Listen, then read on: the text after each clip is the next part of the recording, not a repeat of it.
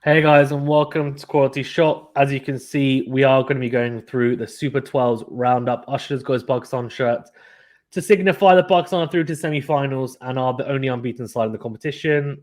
No boasting at all from us, I'm sure today. But anyway, I think it was actually my wife said to me that they should just hand Pakistan the trophy now, and I said I wish. But anyway, so going into the Super 12s, then.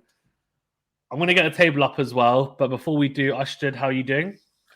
I'm good. As you can see, I'm repping Pakistan because, as you have clearly pointed out, it is the only side that have not lost in the Super 12. So, yeah, very, very excited about it. And yeah, man, I think Anav's right. I think that's the way it should happen. Whoever wins the Super 12s becomes the champions. So then you don't have to worry about semifinals and finals, all right? Forget it. Yeah, I don't Chill need out. it.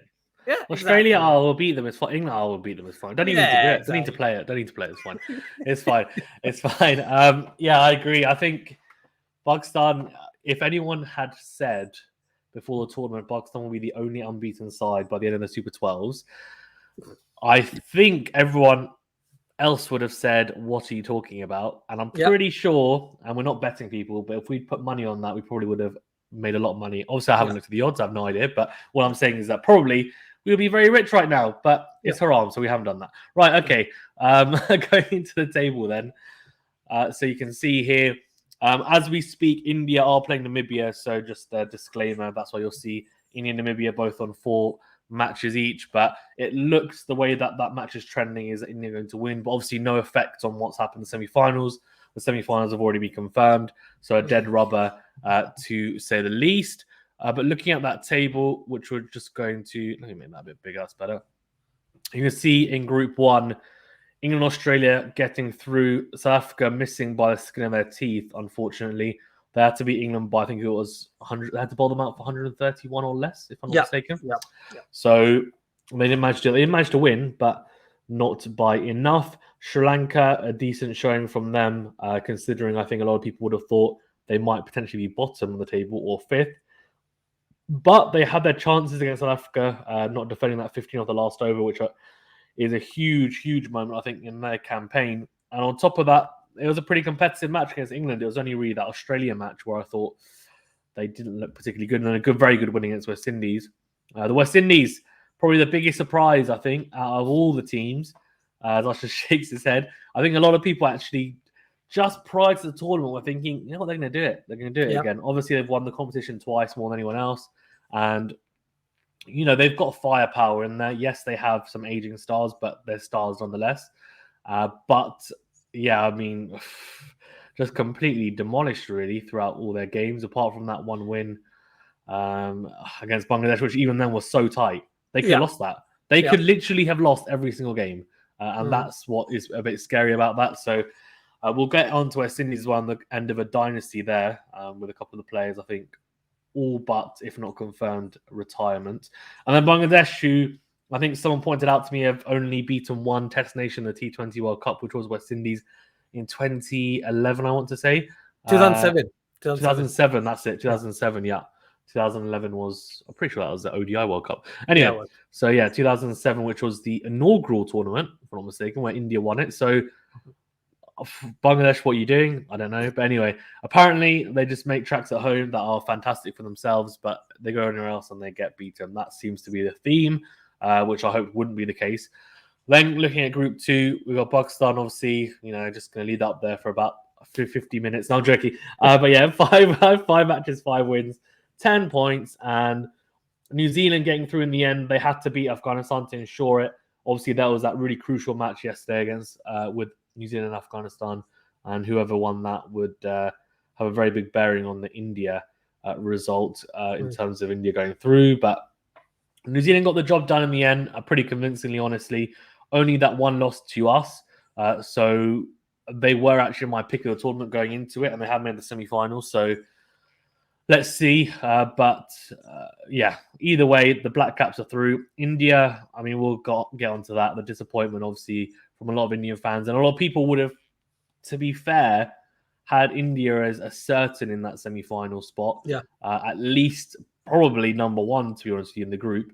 But losing those first 2 matches to Pakistan and New Zealand was just a nightmare for them. Afghanistan, a good showing, to be fair. Very tight match with Pakistan, which they could have won if not for the Asif Ali heroics, who I now am the biggest fan of ever.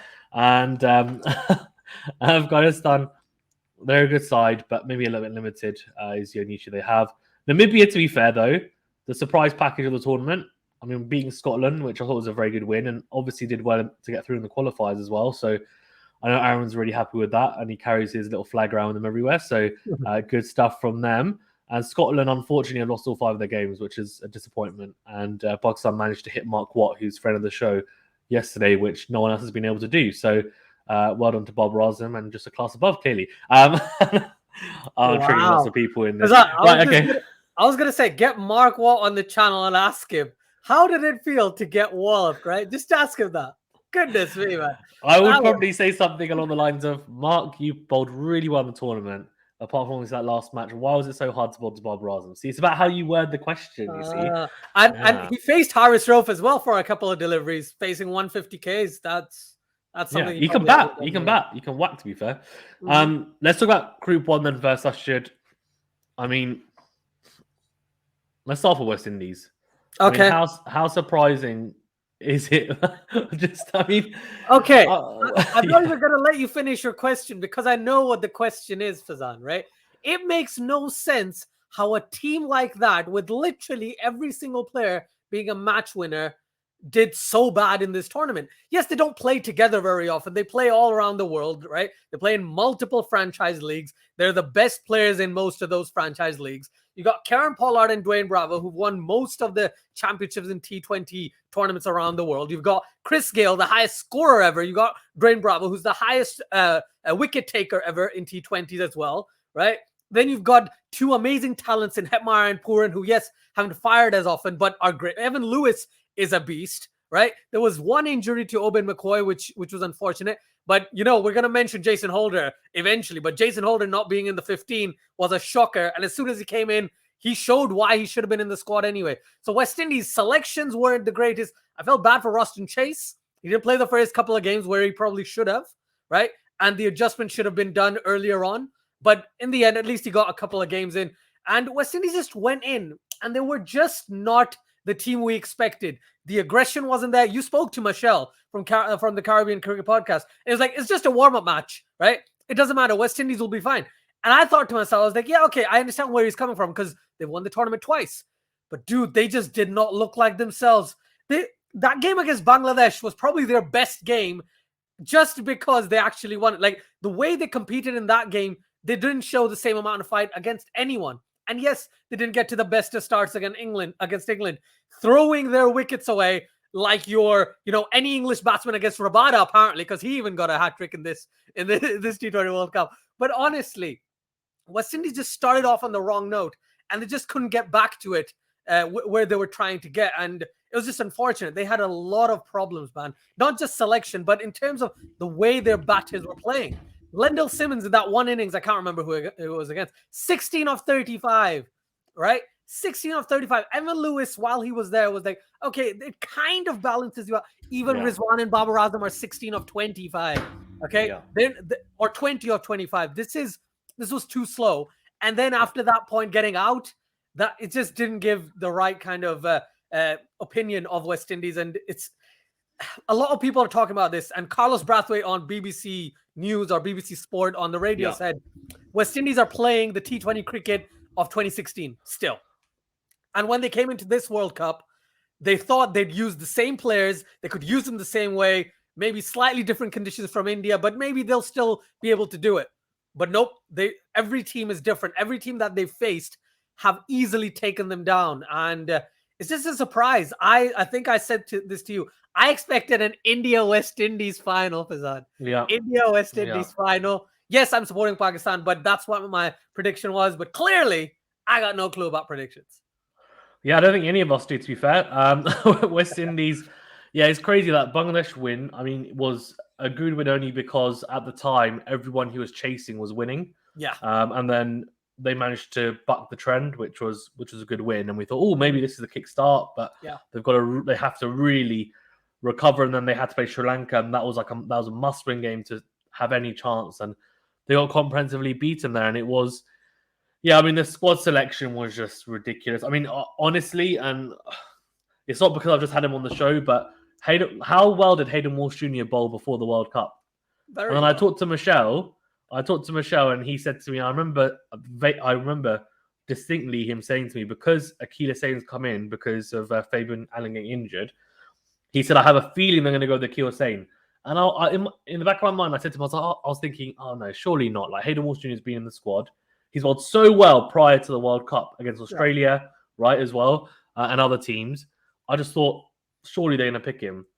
And they didn't play him. And I was like, what is going on? And then Akil Sain, to be fair, has bowled quite well, but he's not a wicket taker. He's someone who ties batsmen down.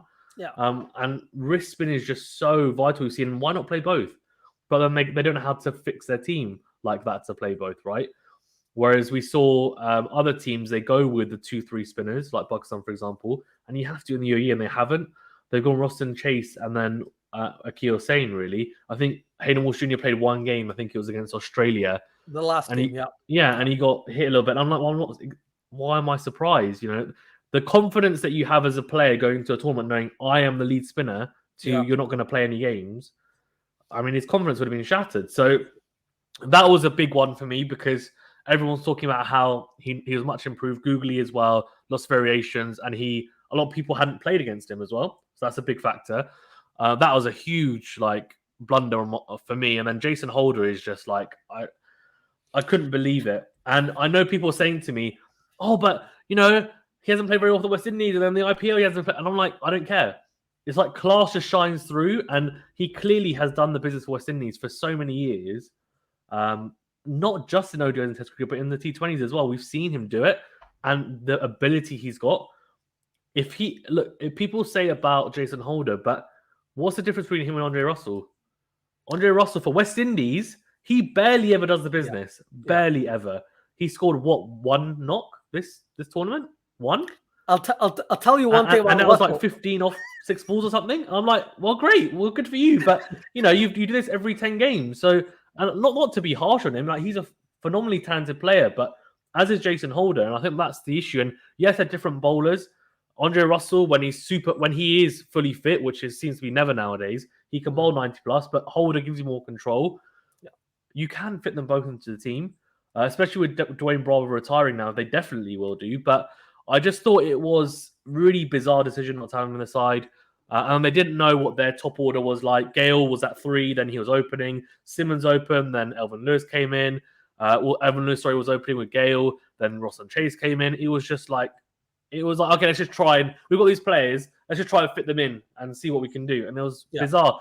The batting lineup was changing all the time. No stability whatsoever. And Kieran Pollard had a really poor tournament. Has been and has really saved them, actually, when I think about it, in the last few T20 series before this. So it was overall a really disappointing World Cup from West Indies' point of view. But I don't want to dwell on it too much because I think people banged on about it. But I think it's worth us noting, and it's probably only rightly so, that we talk about a couple of players that either are definitely going to retire or will be. I mean, Dwayne Bravo, Mr. Champion, I mean, unbelievable. You said most wickets in T20 cricket, which is phenomenal. I mean, he's probably played the most matches as well. Someone said to me about James Anderson, he's not a great because he's just played so many matches. No, I'm just joking. But you don't say this on camera, Fazan. Right, go on. Just say it behind their backs, though. But Dwayne Bravo. No, but in all honesty, obviously a fantastic player. Not just in T20 cricket, but in all cricket. Honestly, people forget how good he was in all formats. Same with Chris Gale. He's got an average of 42 in Test cricket. People forget this. He was a good player in all formats, right? People just remember as a T20 player because he's elongated his career by playing T20 cricket, just T20 cricket for a long time. But great player, and it looks like he probably will retire. He had a little send-off. He hasn't officially said it, from what I know. The rest, Pollard, Russell, they haven't said anything. I mean, they'll probably play franchise cricket. I'm assuming they will probably play till the next World Cup. But thoughts on, I guess, Gale and Bravo, and surely time for them to step down. But I mean, phenomenal careers, right? Phenomenal careers, absolutely brilliant. Like we've said multiple times, on camera, off camera, for over months and months, these two have been the legends of T20 cricket around the world. Okay. Now, yes, if you look at just their international records, probably not as good as you'd expect. But if you look at the overall emphasis or overall, experience of when you watch them play, the way they've played for years and years, they are spectacularly brilliant. All right. I don't have enough superlatives to kind of explain how good they've been for how long. Okay. Now, I've heard that Dwayne Bravo has officially said he's going to retire from international cricket. Okay. Gale's probably going to retire because they got the whole Guard of Honor and stuff. So I think both of them are definitely retiring from international cricket. They will play franchise cricket, though, which is good for a lot of their fans. Now, you mentioned Karen Pollard, Andrew Russell.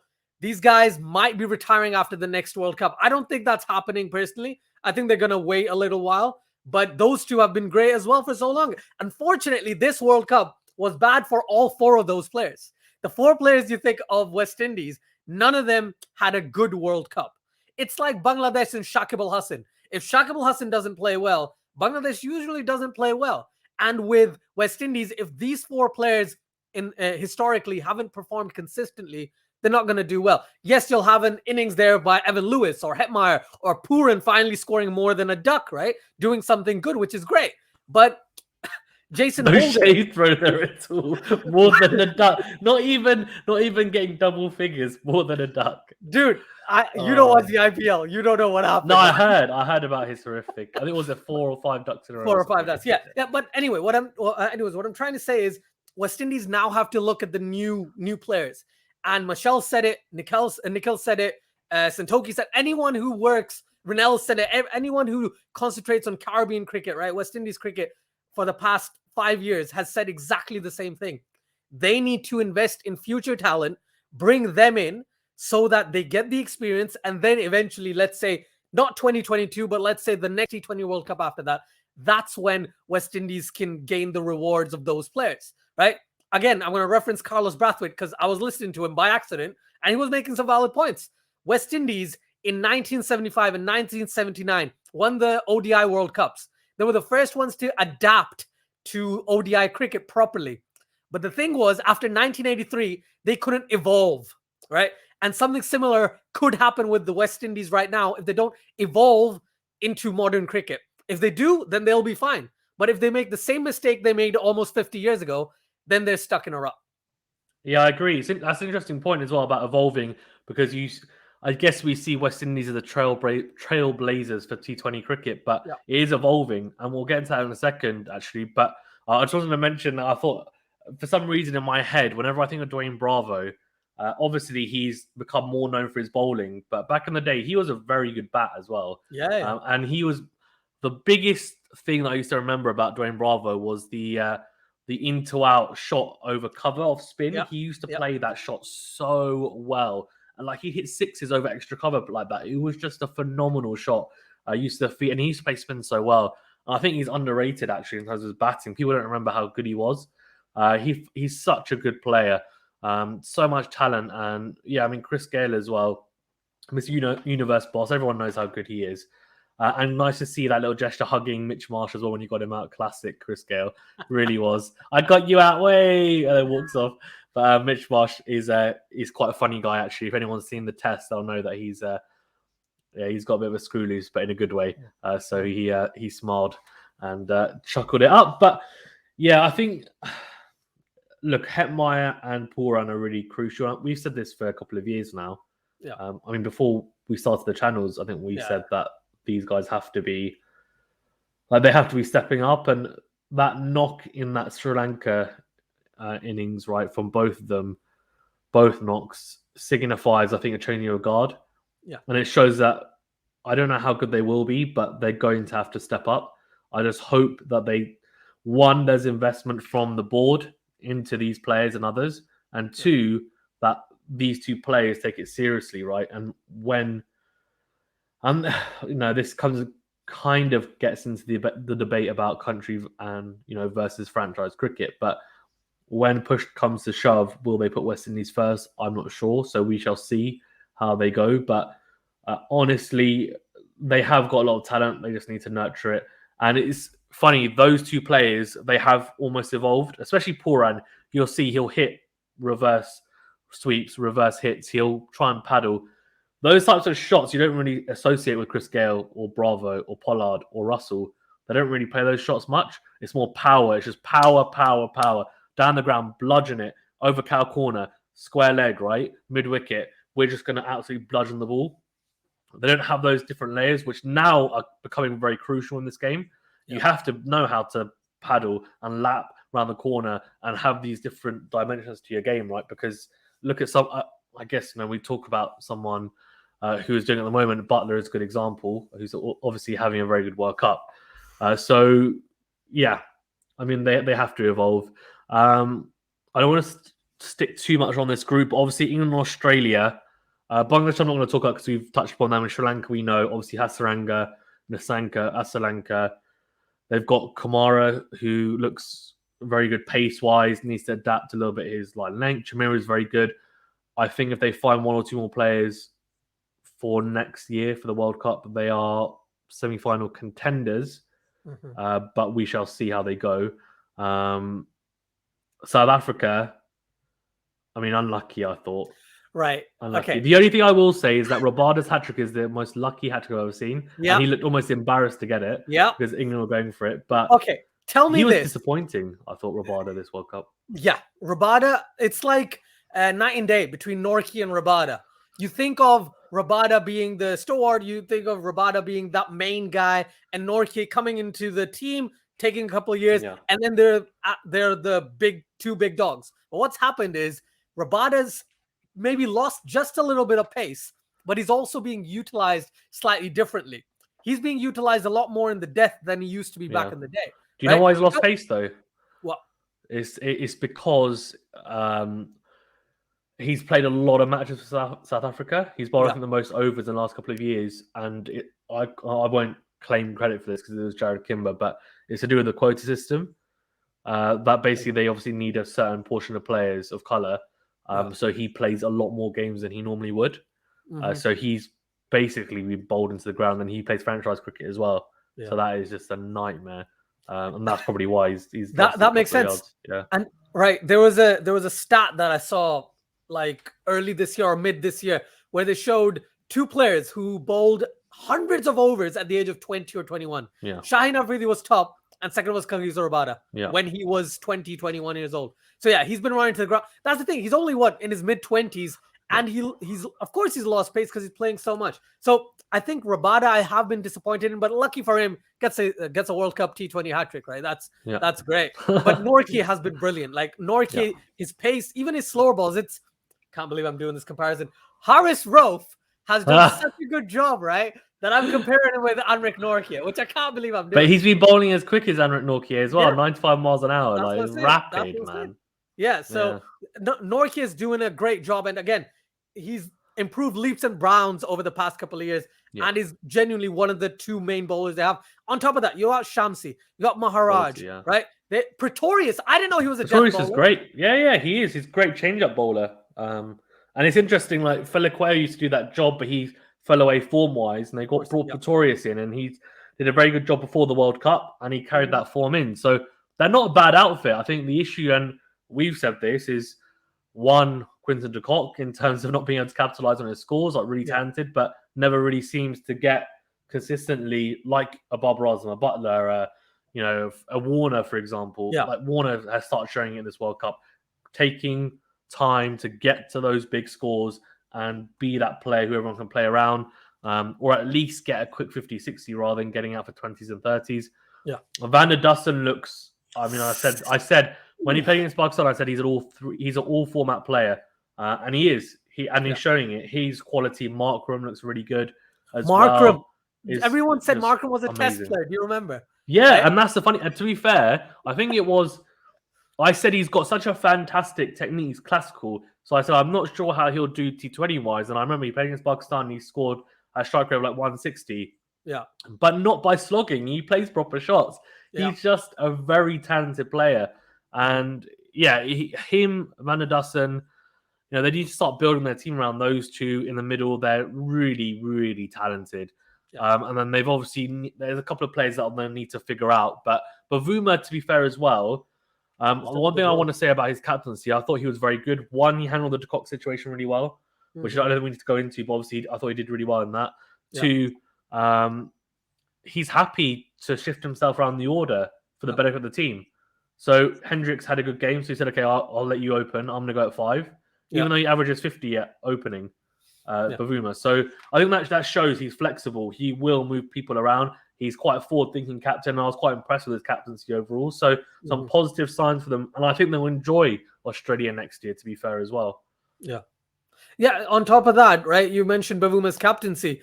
It's not just his shifting of himself in the batting lineup. It's the fact that when he's bowling certain bowlers, right, matchups-wise, Maharaj is going to bowl to a right-handed batsman if the matchup comes for her. Yes, I'm not a huge opponent of matchups, but when it makes sense, it does kind of make sense. So in this particular instance, he's gone with Shamsi in between the overs where Shamsi is most dangerous, right? Every bowling change he's had, the biggest mistake was probably that game against Australia, right? Because it was a tough pitch, right? It was a tough pitch, and honest to God, Australia should have lost that game, right? Yeah, if it wasn't for Stoinis and Wade in those last couple of overs, that was South Africa's game. They would have gotten through. And just imagine, everyone was talking about, getting into this semifinals. How are they going to get in? South Africa lost one game and they missed out, right? It's just shocking. It's shocking. If New Zealand had lost yesterday, India would have gone in. Like, there would have been 3 teams on 6, and they all would have had a chance of getting in. And it's crazy. But yeah, very closely contested, this one. And South Africa was very impressive. There was a game against Bangladesh where people are talking about maybe they should have taken it a bit more aggressively. Maybe the net run rate would have gone up, etc., etc. But barring that, I didn't see many issues with South Africa. And you mentioned Sri Lanka. Sri Lanka have been very impressive, but for me, South Africa has been the most impressive team in terms of results as well. Yeah, I agree. I didn't expect them to only lose one match. So, especially, I thought they'd lose the England match, potentially to West Indies as well. And Sri Lanka and Bangladesh are dangerous with the spinners. So, and to be fair, Van der Dussen has struggled with spin a little bit, as has Markram. So, yeah, they've got some good players as well coming through, and they've got Milan as well, Yanaman Milan, who probably will. He plays so well on the hard pitches in Australia. Yeah. So he could potentially come in as well into that squad. They've got some good players coming through. They just need to look after them and obviously make sure that they sort out the dynamic of the team. But very impressive. And yes, it's very unlucky. And hindsight's a beautiful thing, right? You said about winning that game against Bangladesh bigger, but at the time you just think we want to win the match. Exactly. And you don't want to go so hard that then you end up losing, right? And then it's just like it's a double-edged sword. But yeah, unfortunate. But Australia, slightly surprising as well. Obviously, they were very, very sketchy in the first few matches. Sri Lanka win, I thought, look, fine. But Sri Lanka, I think, and people won't mind me saying, are not as strong as Australia. So Australia should be winning that.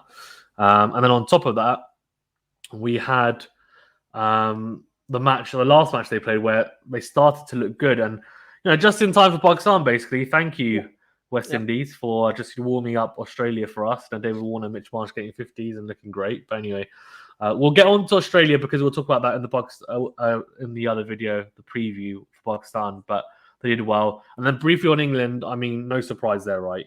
I mean, it's probably just a surprise they didn't win all their matches. To be honest, losing that last game was a surprise because I thought they were going to roll over South Africa. But South Africa played so well that England didn't care. They just needed to go past 89 or whatever it was, 87. And then after that, they were like, let's just see if we're going to win the match. Right? And that's all they did. They didn't do the old trick of, going against the Aussies and losing at 129 or anything like that. Someone said if Stuart Broad was the captain, they would have got to there and then he would have made every batsman step on his stumps. Oh, it's hilarious. Just to make sure that Australia didn't go through. Yeah, England's been great. Unlucky to lose Roy and Tamal Mills. Which is sad and disappointing. But at the end of it, a lot of their players have been performing. Okay, their spinners are performing. Surprise, Joss Butler is smashing the ball brilliantly, and he's opening Fazan, which is shocking to both of us. But he's great, man. Yeah. And the funny thing is, Dawid Malan, even though he hasn't had many chances, he hasn't played spin as badly as he was in India. So I'm not as apprehensive about him. And Owen Morgan getting that 40 of 36 or something like that was a surprise, you know, coming vital knock. Yeah, exactly. For him, for his confidence. Yeah. Yeah. So yeah, England are a strong outfit, and yeah, I'll talk about England a bit more detail in the preview. Yeah, we'll do that definitely. And Group 2, I mean, Pakistan, again, we're going to talk about them quite a bit in depth in the preview. I don't want to boast too much and then lose all my subscribers who are Indian because we're talking. No, I'm just joking. But Pakistan are subscriber base 0. Pakistan. Pakistan, obviously, 5 matches, 5 wins, very impressive, surprising to say the least. Obviously, broke the duck against India. We discussed that previously. Big win. I mean, let's just talk about 2 people, which I think we mentioned before. But number 1, I mean, Horace Rolfe, I think we've mentioned him previously. So let's talk about Asif Ali. I mean, and actually, we compare that with Shoaib Malik because I know you're a massive fan of him. And to be fair, he played very well yesterday against Scotland, and he's played very well, to be fair, in general throughout the tournament. I wasn't a massive fan of him being included. I know he's a very good player of spin. I just thought it was time to look forward, but I guess if he's going to potentially help us win a World Cup, then it's pretty hard to disagree with his inclusion, to be honest with you. I just thought we wouldn't have a chance, to be fair. But anyway, what do you think, Asif Ali and Shoaib Malik, the finishers that Pakistan needed? Yeah, I would say Asif Ali is the bigger finisher because his role is genuinely, doesn't matter if you're at the 16th over, 17th over, Asif Ali comes in, right? 16th, 17th over, Asif Ali is coming in. If Pakistan is 2 down or is Pakistan 6 down, right? Asif Ali is going to walk in. And that role that has been allocated to him is exactly what happens to him in the CPL, exactly what happens to him in the PSL, right? And now finally, similar things are happening to him in the Pakistan cricket team, which means he's more confident in when he comes out to bat. Yeah, I can hit the ball. I have this role. I only need to bat 4 overs max, right? So I can put all my energy, all my confidence, all my focus into those last 4 overs. He doesn't need to worry about coming in early, changing his ways, right? Changing his style of play. Now with Shoaib Malik with age has realized that he can't just be a hard-hitting finisher. Yes, he got 54 of 18, fastest T20 I-50 for a Pakistani in international cricket. On top of that, the fastest joint 50 with KL Rahul in this T20 World Cup. But also, Shoaib Malik's, the way he's playing doesn't have to be 54 of 18. It can also be 26 of 20 like he did against New Zealand, right? Which is also very, very beneficial. Pakistan needs some sort of solidity in that middle order, right? If you have Hafiz, you have Shoaib Malik, and then you have Asif Ali coming in and finishing the game off. I think Malik and Asif Ali, as you mentioned, correctly pointed out as the finishers. But the depressing thing is, in a way, Pakistan hasn't utilized any of Shadab Khan, Hassan Ali, or Imad Wasim, right? Who are supposed to be the additional, finishers for Pakistan, including with Asif Ali. So that's a bit of a downward thought. But in general, yes, Asif Ali has been brilliant. He scored 25 of 7, and then 27 of 12, right? Yeah. Belligerent hitting, absolutely brilliant, shocked beyond belief. That's like me feeling good about Iftikhar Ahmed playing well for Pakistan, all right? Or Harris doing it on a consistent basis, okay? That is what Asif Ali's done. He's proven against New Zealand and against Afghanistan. Afghanistan game, Pakistan was going to lose. If Asif Ali didn't do it. 24 of 12. Yeah, we needed. It was 25 of 7 against Afghanistan. 25 of 7. Oh, yeah, of course it was. Yeah, sorry, yeah. Yeah. So, yeah, absolutely brilliant. And in terms of Harris, we mentioned Harris, like the bowling, I'm not going to talk about too much. It's the batting that has impressed me a lot for Pakistan. I agree. And that, I guess, leads us on to the opening pair, especially Babar Azam, who has been really good, let's be honest. I mean, there's no surprise there. And in fact, you may as well look at the stats because he is at the top there. You can see Babar Azam, average of 66, 264 runs. Past Butler, yeah, take that, England fans. Not just Butler is doing really well, let's be honest. The average is 120, probably because there's red inkers. That doesn't count. But Babar Azam has done a phenomenal job, to be honest with you. And look, I mean, it's funny because I said that, you need to play paddles and reverse sweeps and nowadays, but I think if you are that good, you almost don't have to. and there's a few players that can get away with it. And he's one. I think Virat Kohli's another. I think that's probably it, to be honest with you. Kane Williamson, come on, Kane Williamson. But Kane Williamson, if you look at his record on T20 internationals, he's good enough to get runs. But I don't think he in a T20 format, especially, he's good enough that he will score consistently. Fair enough. At 40, at 50, right? Whereas Bob Razum and Kohli, their records show that. So maybe Williamson can do it. I wouldn't be surprised. But at the moment, he hasn't quite shown that to his game yet. But yeah, Bob Razum, and now he's number one in the T20 and ODI rankings, potentially the best batsman in the world right now. So I'm going to now push that towards you and then make you answer that. So what do you think? I don't think he's the best batsman in the world at all, Azad. But who do you think is? Based on rankings, based on what he's doing, right? He's definitely one of the best in the world, no doubt about that. Especially in T20 cricket, I think he's one of the best 100% because of what he's doing for Pakistan. He's providing that solid base whenever he comes in. I think he got out early in like one game because he was being a not very smart person trying to heave, someone else in the 6th over of the power play. Yeah. And then against Rashid Khan as well. But even then, he scored runs at not a 150 striker, but more like 115, 120. So if he needs to, he can be more aggressive. At the end of it, against, I think it was against Scotland yesterday, where he was striking at around 150 by the end of it. Yeah. Right? He has definitely worked on his power hitting, his the rate he's striking at. So definitely very impressed with Babar Azam. And he's absolutely class. And then Mohammad Rezwan, I got to mention, dude. He's just been so good. He's got almost 1,000 runs in T20 internationals this year. He's got the most runs in a calendar year for a T20 for a T20 player, right? Ever. He surpassed Chris Gayle. He surpassed Chris Gayle. What a year, man! What a year. He averaged 19 not that long ago. He now averages over 50. Ridiculous. This was November 2020. His average was 19. His strike rate was 97 in T20 internationals. Ridiculous. And now his average is 52 or close to 50. And his strike rate is like 120, 130. So yeah, very impressive. Very impressive. Yeah, to be honest with you, Babar Azam is class in all formats. And Mohammad Rizwan has also been, not the ODI format, test format, he has been. Yeah. But it's a revelation. It's almost the Butler effect of opening the batting. We thought Rezwan wouldn't be able to do it either. Proved us both wrong, to be honest with you.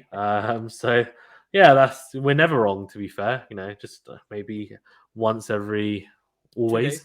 But yeah, anyway. So, but yeah, very good from Mohammad Rezwan. New Zealand have had a very interesting tournament, I thought. Very good win against India. Which, to be fair, a lot of people would have thought India, with their tails up, would come forward and blitz New Zealand. But Trent Bolt's the kryptonite, apparently, and so are New Zealand for India in ICC tournaments, similar to what I guess India were to Pakistan previously. And they look good. I mean, Guptill has scored some runs, which is a big plus because he was out of form coming into the World Cup. They're opening with Mitchell instead of Seifert, which is interesting, but he's got a couple of knocks. I would have preferred Conway to open up the left hand, right hand, but they put him at 4. And then Williamson has got some runs, as has Conway and Phillips as well. So Phillips and Jameson, got some runs. I think it was against. Nisham. Sorry, who did I say? Jameson. So Jameson. Why did Jameson? They're both blonde, but they're so different insides. Nisham and Phillips, against Namibia with some really good hitting towards the end because I think it was. What match was it where they were really disappointed? Scotland, where they didn't finish off that well. And it ended up being a relatively tight match. Yeah, that was a very tight match, 100%. Yeah, whereas Namibia, they started blasting it towards the end and they were happy with it. Nisham and Phillips did really well. They accelerated, which is what they should have done. What do you think, in terms of their performance so far in the Super 12s? What have you thought? I thought New Zealand's done a pretty good job. The game against Pakistan, obviously, they lost. And they could have won. We looked like we were going to lose, to be fair. Yeah. So again.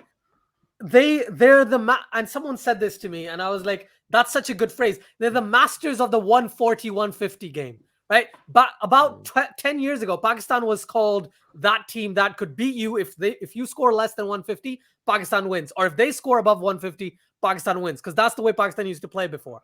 But now New Zealand seems like they are made for low-scoring games rather than high-scoring games. Yes, if they score high, 9 times out of 10, maybe that pitch is a bit more preferable to, belligerent sixes and, hitting shots all over the place. But New Zealand have been very impressive. I think in terms of, you got Bolt, Southee. If Southee just bowls in the power play, he is amazing. Yes, he's had a couple of good bowling figures in total with his bowling at the death as well. But against Pakistan, it was taken to the cleaners by Asif Ali, right? Yeah.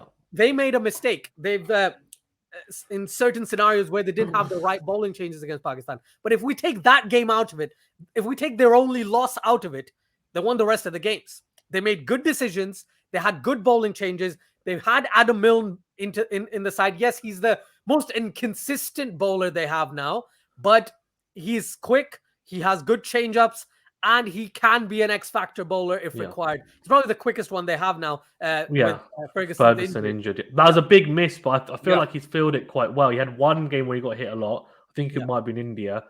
But apart from that, and then but he's been quite good, Milne overall. So that's quite a big plus because I was a bit worried about how he'd perform, but it looks like he might be okay. And the spinners, Sodhi and Santner, have been quite good overall.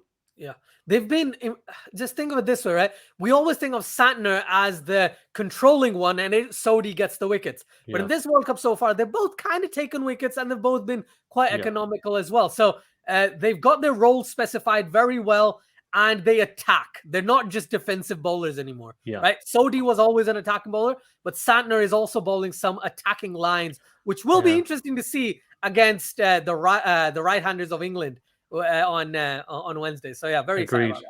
Yeah, he's starting to turn the ball, which he almost never used to do. He's bowled arm ball after arm ball. So very interesting that he's actually managed to turn the ball. He's probably thinking, hold on, this surface will actually grip and turn rather than in New Zealand where it doesn't turn at all. So maybe I should actually just bowl a couple of miles per hour slower. Oh, what, turned? Oh, amazing. Never seen this before. But yeah, he's bowled really, very well.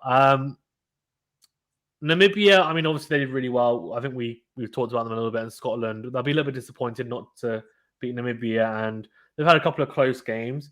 Mark Watt has been one of the best spinners, apart from that last game against Pakistan, to be fair. He's bowled very economically. I think didn't go for more than 6 and over.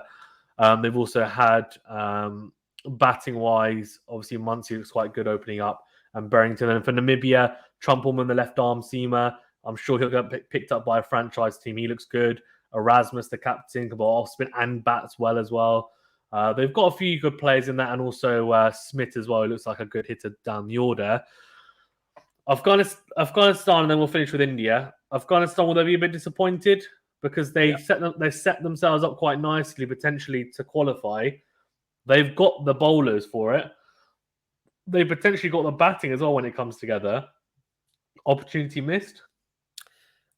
Opportunity missed in the sense that they got Mujibur Rahman was injured for 2 games. Yeah, right. Big miss. So and again, give me any hate you want, but I think if Mujib was fit against India, the approach from the Afghani bowlers would have been different. Okay. Yeah. They bowled 9 overs of spin.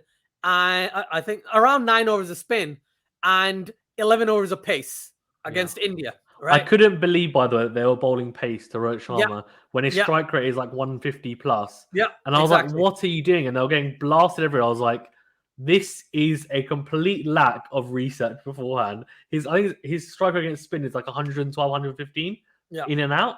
And I was like, what are they doing? But anyway, sorry, carry on. No, I agree with you. That's what I was going to get to. So thanks for the numbers. But yeah, basically against pace, Rohit Sharma is a lot better. Against pace right now on these tracks, they were finding it. So India scored 210. Okay. Hardik Pandya and Pant came on in the end because they had absolutely no pressure and scored like 70, 80 runs over the last 5 overs. Hamid Hassan is a great bowler. He is, right? Very talented. Naveen Ul Haq, great bowler. Very talented. But the issue is when Mujib plays and those two play, and you got Rashid and Nabi, I think they're fine. But when they start to change things up, like Nabi bowled 1 over against India, didn't make sense to me, right? The bowling line and lengths against India, that's what set their entire campaign apart for me, right? They could have, Afghanistan genuinely could have beaten any team in that group, right? They are that good. Yeah, they are. Against Pakistan, They definitely had Pakistan on the back foot until Asif Ali smashed who? A spinner? No, a fast bowler, because their pace bowlers are the issue, right? And It's same when they way, bowl them, right? It's yeah, they're bowling they're bowling them at the wrong times, and that's quite disappointing from yeah. Nubby, who's very, very, very experienced Mhm. and should know better. So I thought that was extremely disappointing from an Afghanistan point of view. And yes, I can understand that they lost a few overs from Majib in the power play, where he's been very, very good recently, which is good to see, by the way, because I was a bit worried in the PSL when he started to get hit. He didn't have a very good PSL this year. He got hit everywhere, actually. Yeah, And I thought, oh, they figured him out a bit like a Jonathan Mendes. He's got figured out with his change-ups. He's clearly worked on it, which, they've said you have to adapt. You have to then come up with different variations. There's so much footage now. And he looked really, really good whilst he was playing. So a big miss, but I agree with you. Like, how you need to then adapt. You can't just say, well, fill his overs with seam against someone who's got a fantastic striker against seam. What? Like, come on, guys. Like, I could have told you that, and I'm not a professional cricketer. So, that was just bizarre from Afghanistan. But they're I mean, they're the type of side, right? And again, sorry to use the analogy, but they are the Shahid Afridi side of all sides. Okay, they've got stupidly hard hitters and we've got some brilliant spinners, but they don't have anyone who can genuinely ball pace, and their batting isn't as consistent as Hamid Hassan though can bowl 90. He's thing quick. is quick, consistent bowling. So you could say Kumara could be the equivalent to Hamid Hassan, right? Yeah. With his bowling though, he played 2 games or maximum 3 games. Okay, he's old as well, isn't he? He's quite old. Right? He was doing commentary last year or well, something. It's because he's been injured, right? Apparently, he's had a lot of injuries. But the issue I think they have with Afghanistan is that the reason why I say it's a missed opportunity is because next season Australia, that's gonna be so hard. Hamid Hassan will bowl really well. He'll love it if he's fit. He'll probably get wickets. But everyone else, they're going to struggle so much. No, Rashid's fine. Rashid Khan and Mujib will be fine. Yeah, but Nubby will get slapped everywhere. Let's be honest. But the thing is, when Nubby plays in the BBL, he plays with Imad Wasim. Imad Wasim gets spanked. Nubby's usually fine. So what I was trying to get to with regards to Afghanistan, they are inconsistent, but against certain lineups, they just haven't been able to take that extra leap. When England faced Sri Lanka, they had that fantastic catch at the boundary and completely changed the way the entire match was going, right? Afghanistan, unfortunately, didn't have those moments in the games that they genuinely could have won. Honestly, I think Pakistan would have lost to Afghanistan if it wasn't for that innings by Asif Ali. If Mujib had played against India, it would have been a different story. But against New Zealand was freaking clinical, Fazan. Was so damn clinical against Afghanistan. Like, my dad called me. He's like, "Oh, it's 7 down." I was like, "What?" I came down. He's like, "I'm just kidding. It's 2 down." I was like, "Thanks." So yeah, clinical as anything. And Afghanistan just lost the entire steam of it, man. When they were bowling out the slightly easier opposition, almost getting a win against Pakistan, they were probably on high. But then after that absolute dismantlement by India, they just didn't look the same side. Yeah, I agree. It was it was a little bit disappointing. I kind of expected, I was really pushing them to qualify. Didn't quite happen. But just because of the current situation in the country, and it would be nice kind of story. And Pakistan are already through, so it's fine. I don't care. Afghanistan get through. No, I'm joking. But India then to finish off when we're talking about Super 12s. I mean, surprising to say the least. Although I looked at their track record on T20s, and they actually have failed to get out of the group more times than not since the T20 World Cup started, if I'm not mistaken, which is quite surprising, honestly, given they won the first edition. They got to the final against Sri Lanka. Sri Lanka beat them obviously in that final in 2014. But yeah, I don't want to say it's their luck, but their fortunes in ICC tournaments continues to surprise, honestly. And I was thinking, is it just Cody's captaincy? But it's not. It's actually been quite a long time before that. Pakistan, New Zealand first up. I think they were thinking, well, we'll win that, and then we'll just have a bit of a time off with their schedule. It didn't turn out that way. Obviously, the Pakistan match, I think they were banking on that. Really, they're banking on we're gonna smash them, which they have done in every other every other World Cup tournament anyway, in history. New Zealand was always going to be potentially tough on because of the matchups there, which I know you hate that word. But India, I don't know, like going into the tournament, everyone was like they're going to be their favourites. You know, they've just played the UAE in the IPL. They've got Rohit Sharma, Kohli, Chakravarti's got mystery spin. Now, Aaron was saying to us he's going to be unplayable. They've got Bumrah, one of the best seam bowlers around, best Yorkers, change ups, and then they've got KL Rahul, who's just coming off the back of a fantastic IPL, and he's such a good hitter. Pandya and punt, right? You said. Smash it down the order. Ashwin coming in, he's bowling ridiculously well. Mystery bowler as well now. He's developed all these different variations that we haven't seen in the past. What went wrong? What went wrong, Asjad? There's many things that went wrong, but if we look at it just in general, first thing is they looked like, and again, a lot of people have said this, so I'm just reverberating. The Indian players against Pakistan had this fear of failure rather than having that confidence that they usually have against Pakistan. Usually it's the other way around. Every Pakistan player is usually like, oh, we have to face India. Okay, let's prepare for that. The Indians seem to be under a lot more pressure than Pakistan was in that particular game. And then getting absolutely hammered, right? That would have done absolutely not wonders for their confidence, okay? And then facing New Zealand, and once again, finding it difficult. 110. India scored 110. Virat Kohli thankfully said it. He was like, we couldn't get out of the blocks, right? Whenever we thought about attacking, we'd lose a wicket. Whenever we thought, oh, this ball I'm going to attack, Virat Kohli came down in the 11th over and was like, oh, I'm going to smash Sodhi for a 6, and then got caught at the boundary. There were so many catches caught on the boundary. It was just like they're just picking out the fielders like catching practice. It was weird. Yeah, so if there's a lot of things, but there's a couple of points I want to touch upon. Number one is that India just played the IPL. Before that, they had the England tour. Before that, they had the other leg of the IPL. Some of them had a break in England. Some of them played against Sri Lanka, right? Before that, they had around that time, they had the World Test Championship final. Yes, they've been a very busy team. So is England. So is Pakistan. Like a lot what of I was going to say. Yeah, I was going to say that's not an excuse. As in, I've seen. No, I'm not saying you're saying it. I'm just saying that I've seen other people say, "Oh, but when are the?" I think indirectly saying, "When are the BCCI going to give the Indian players a rest after India failed to qualify?" And I'm like, "You guys, come on, please, come on." Pakistan, we played the PSL as a break, then PSO. A lot of the players played in the T20 Blast. They came and played whatever. Marvel's team was playing in the Big Bash. They're playing whatever. Pakistan literally they were going everywhere. England wanted someone to tour, to come and tour them. Pakistan did it.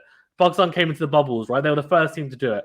We literally bent over backwards for the teams. Not just Pakistan, but as you said, New Zealand had the same thing. England had the same thing.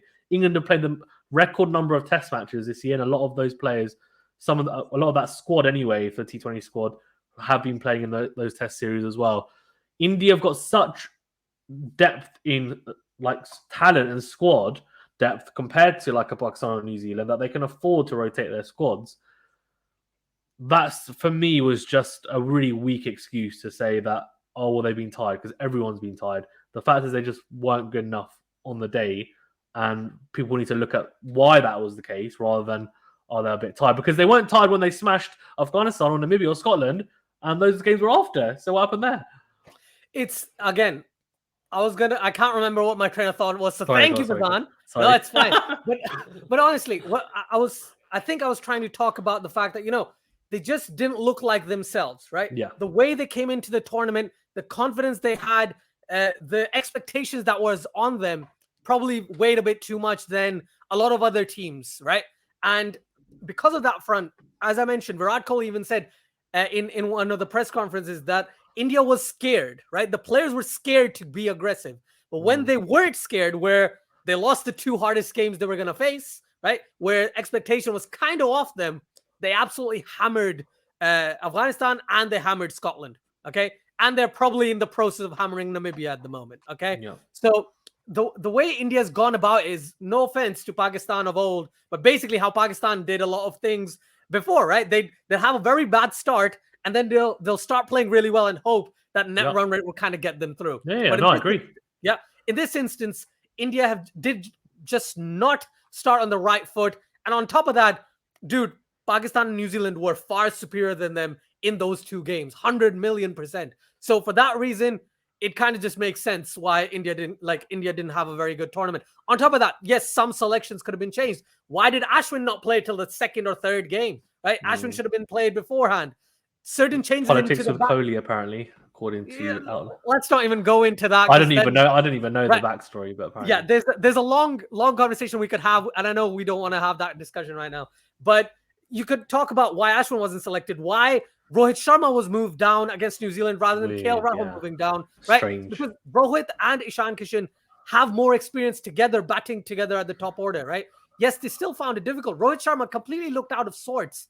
He's even against Afghanistan, it was like Rohit Sharma doesn't look like Afghanistan, like Rohit Sharma, right? But the doesn't India look Afghanistan either, yeah. Yeah, thanks. Right, but the India that showed up against Afghanistan is what I expected from India before the World Cup, and that was the way I expected them to play. But they just didn't. They just, in those two games, the opposite team was far better. Losing 2 wickets in the first 3 overs against Pakistan just jolted them. And the way Shaheen Afridi set up like those two, like, again, Pakistan just bowled really well against India. Right? Bowled really well. And New Zealand bowled really well against India as well. It didn't mean that India could not just hit anything. It was the fact that they genuinely gave no bad balls. And when Pakistan was batting against India, Pakistan didn't give India any chances of taking any catches or, hit and miss or anything like that. There wasn't many of those. And lastly, with New Zealand against India, they had 110 to defend. No way India was going to kind of defend that. That was going to be a task that not many teams could do. Yeah, so overall, it's a very disappointing World Cup for India, and there's a lot of things that need to change. I think Rahul Dravid has been elected as their coach now anyway, moving forward. They're probably going to have Rohit Sharma captain their white ball squad, right? Yeah. Or maybe KL Rahul. There's talks about which one, but probably Rohit Sharma, right? They're going to see if Yuzvendra Chahal will come back into the mix of things or not, because he had a fantastic UAE leg of the IPL, but was not considered at all.